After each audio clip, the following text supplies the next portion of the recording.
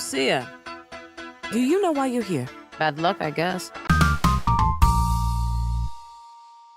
Welcome to the channel. I'm Hayes. I talk movies all day. Sometimes I talk about games. So subscribe right now if you want to be entertained. And today, I want to talk about Grand Theft Auto 6 and why I think it might actually be worth $100 or about 80 quid in British money. And yes, that is considered a lot of money over here too, especially for a video game, but I still think it could be worth it. But before we get into this video, I think a little bit of history is needed, because this ain't the first time a game had a much higher than usual asking price. Who remembers Neo Geo? Well, if you do, make sure you know where your pensions are. Not even a joke. Sort your pensions out before it's too late. Anyway, Neo Geo, or to give it its full name, Neo Geo AES Advanced Entertainment System, was the home console version of Neo Geo MVS Multi-Video System. It was originally released in 1990 in Japan and then in North American and European markets in 1991. Now, the big thing about Neo Geo was that it offered nearly identical gaming experiences to the arcade,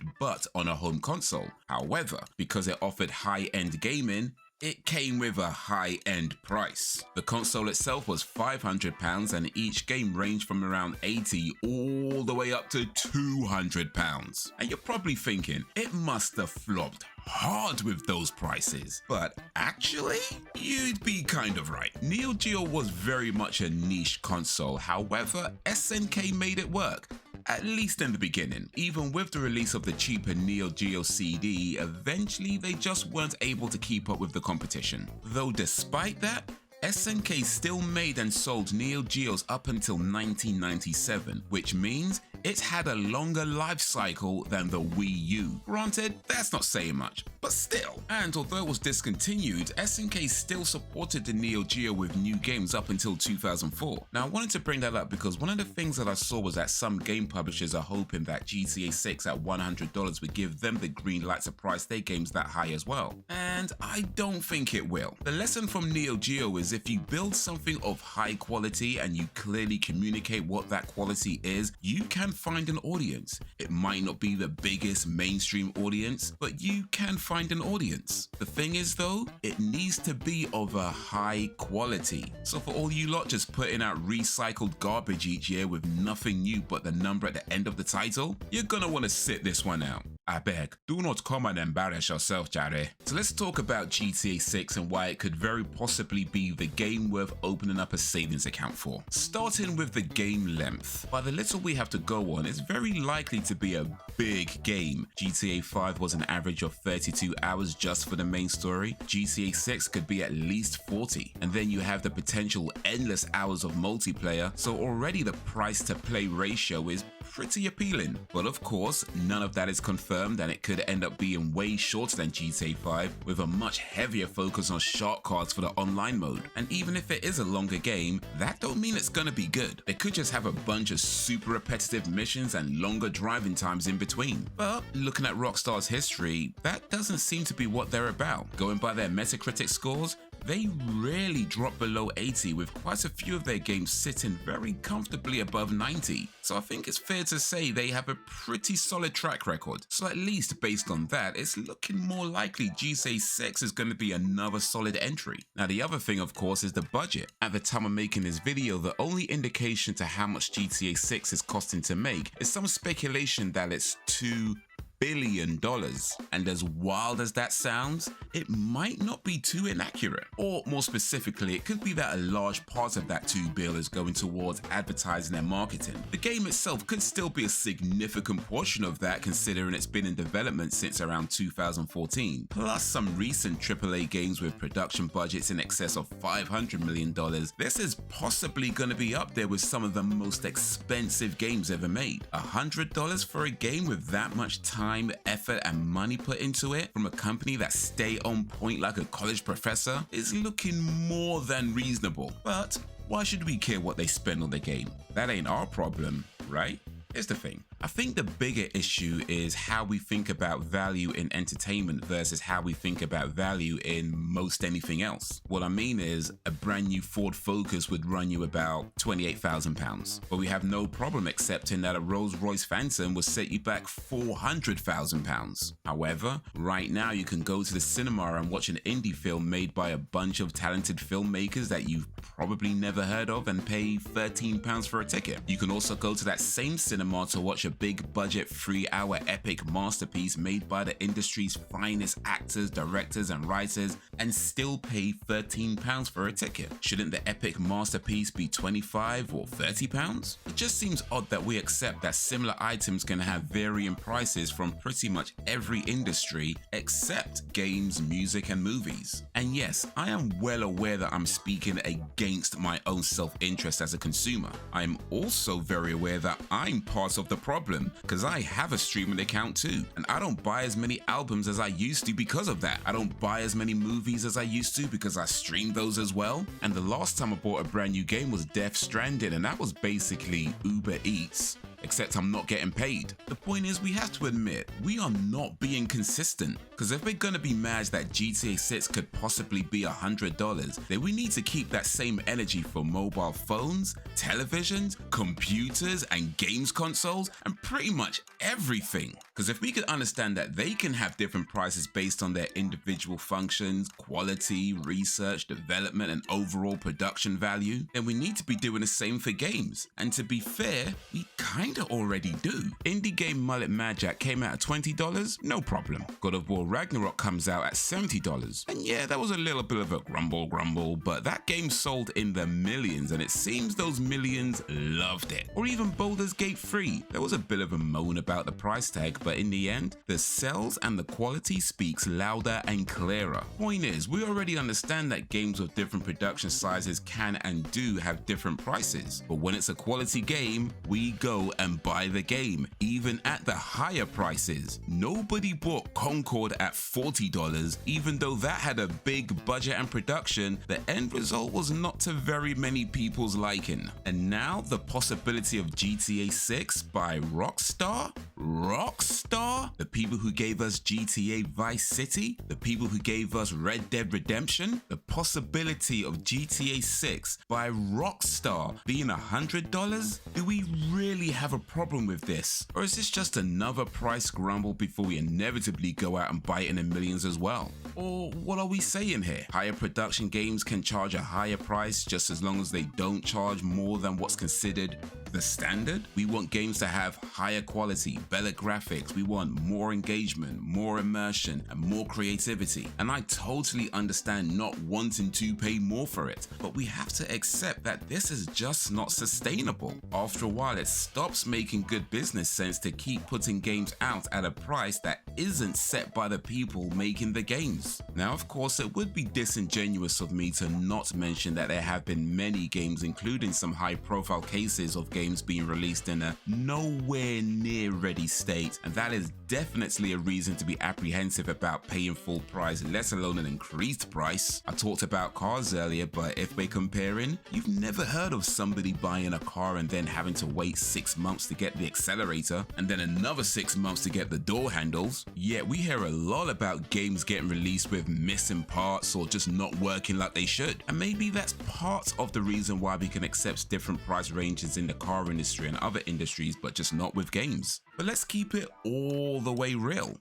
Cars get recalled a lot. Braking issues, airbag issues, things that could actually injure or kill you in real life. Even big luxury car makers like Rolls-Royce have had to issue a few recalls. So you're telling me you could buy a £400,000 car and not know if the brakes are working? Anyway, Rockstar has a pretty decent release record. I mean, they've had a few issues, but they ain't never done a CyberBug. More often than not, their games come out working. As I said before, know they typically put out high quality, well-received games. So there has to be a point where we just say, you know what, you've earned this $100. But if we're not, then the questions are, what is it that makes a game worth $70? And why can't a game be worth more than that? If you have a team of hundreds of people working on something over a 10+ year period, they have to eat too. They have to pay their bills and feed their dogs too, right? So what's the solution? Back in the 90s, even paying £50 for a game was considered a lot of money for many of us. Bear in mind, this is a time when games were almost exclusively only played by kids and teenagers. So you're mostly saving up your pocket money for weeks, maybe even months to buy a game, and then swapping games with your friends so you can play something different. By the way, shout out to Jimmy, who I think lent me at least 2 games without asking for anything in return. And he taught me the Street Fighter 2 cheat code where you can unlock the super fast turbo mode, so yeah, big up Jimmy. Anyway, back then you mostly just had your 1 or 2 games and played those for the longest time because you couldn't afford anything else. Now considering that £50 in the 90s is the equivalent to about £145 now, imagine having to pay £145 for a game. You'd probably just have your 1 or 2 games and just play those for the longest time because you can't afford anything else. And if game prices are going up, then maybe we need to get back to that. But here's the thing, that worked back in the 90s because we were able to lend each other games. It doesn't quite work now because a lot of times games are downloaded. Well, to be fair, you can technically lend out downloaded games, but it's long. So here's some things that I would like to see, especially if games are going to be costing $100. First off, I would like a much simpler way to actually lend and borrow games to and from friends. I shouldn't have to give out my account details or set up a home console on someone else's machine or any of that nonsense. I should be able to just click a button and lend a game. You can even put limits on how long games can be lent out for and how many people you can lend them to. And I know some publishers wouldn't like it, but it can be done and it should be done. Also, how about games come with a streamer/content creator mode that switches out all the licensed music to royalty-free music? I'm just saying, people paying $100 for a game should be able to try and make some of that money back without having to deal with BS copyright issues. Also, no more games being released buggy or broken or any kind of unplayable state. Anything more than a minor, barely noticeable glitch, and people should not only be able to get their money back without any hassle, they should also get a voucher for a free game of their choice. And for any developers or publishers thinking, oh, but that's ridiculous, that's just gonna cost us too much money. Well then don't release buggy games then. If you release buggy games, give people their money back and a free game of their choice. If you don't want to give people their money back and a free game of their choice, don't release buggy games. It's that simple. And again, I know some publishers wouldn't like it, but if you're charging $100 for a game, that should be standard. Also, bring back demos. And I mean demos,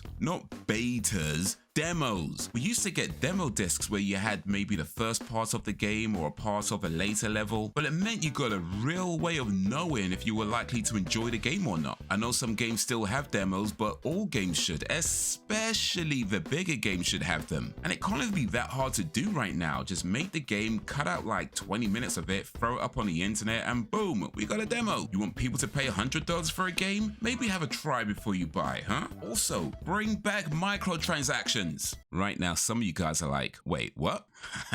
Here's the thing, in-game content used to be like 50p or maybe £1.50 for the really cool stuff. Now they're like £5, £10, £15. Bro, how is that a micro transaction? That's just a transaction. Now personally, I don't mind paying for in-game content once in a while, but you gotta know with these prices you're actually just taking a piss. And speaking of that, I should never have to buy something to grind faster. It makes no sense. Why am I paying to play a game then paying to not play the game? What are we doing here? And perhaps even worse, there should never be an option to buy something that gives you a gameplay advantage.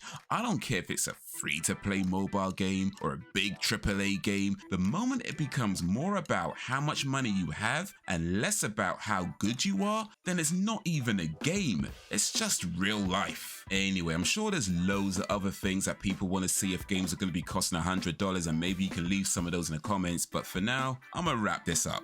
It always sucks when prices go up, especially when they go up unfairly, but I'm not convinced this rumored potential increase would be unfair. Of course, I could be wrong, but right now, I don't think it is. And besides, we would always have the option to just not buy it, although I'm guessing a lot of the people kicking up a fuss about the price would probably be the ones first in line to get it. As for myself, I probably won't be buying GTA 6 on release. Hey, I said it could be worth $100. I didn't say I want to pay $100. And in any case, it's not coming to PC on release, and I ain't trying to buy a whole nother machine for one game. In the end, whatever happens, we need to find a system that's fair for everyone. And to my mind, allowing developers to set their own prices and then letting consumers vote with their wallets seems to be the fairest way forward. But I also think while we're doing that, we shouldn't be too quick to dismiss the effort put into these games, because behind the big corporations that only care about making money, there's somebody trying to create something. And maybe sometimes that thing can get lost in all the flashy lights and razzmatazz of it all, but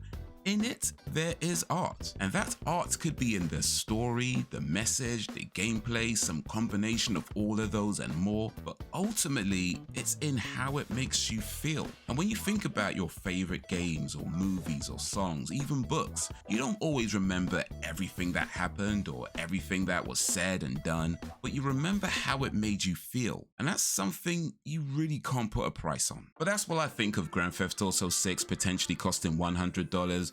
What do you think of Grand Theft Auto 6 potentially costing $100? Let me know down below, and while you're there, be sure to like, subscribe, and drop a suggestion if you don't mind.